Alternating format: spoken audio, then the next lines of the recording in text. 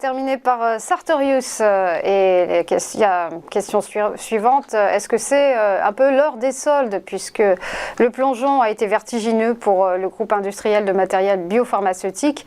Lundi dernier, Sartorius a dévissé de moins 12% suite à un profit warning. C'est ça. Et alors là, c'est une valeur sur laquelle je me suis montré plusieurs fois critique en disant je suis vendeur, hors de question de pouvoir se positionner à l'achat sur cette valeur.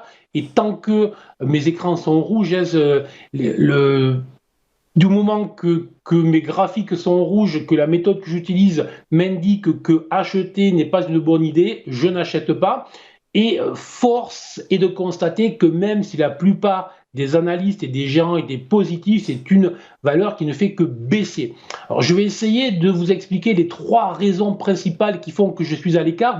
La première, je viens tout simplement de vous l'expliquer, c'est que lorsque mes écrans sont rouges, lorsqu'on est sur une valeur qui fait des bas plus bas au sens de dos, se montrer à l'achat et essayer de se montrer plus malin que l'ensemble des opérateurs, c'est jamais une très très bonne idée, donc il ne faut pas le faire.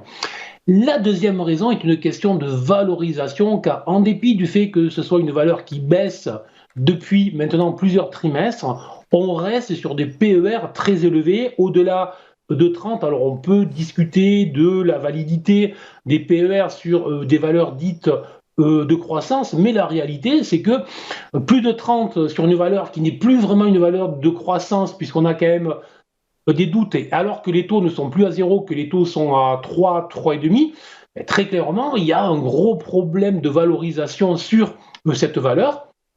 Et enfin, attention, la crédibilité du management commence à être mise en question parce qu'il y a eu la première affaire autour de l'OPA, il y a eu des résultats moins bons que prévus, et ce coup-ci, effectivement, on profit warning annoncé le vendredi soir après bourse, ce qui ne plaît jamais aux gérants, évidemment.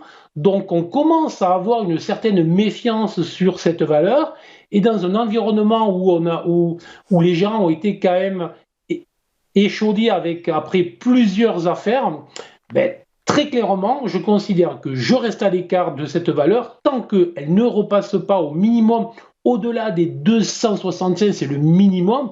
Il faudrait vraiment avoir une clôture au-delà des 275, 276 euros. Donc vous voyez qu'on en est très loin. Donc je suis à l'écart et on verra si le management fait ce qu'il faut, si la croissance sur les mois à venir se trouve là et si enfin nos indicateurs repassent au vert tout simplement.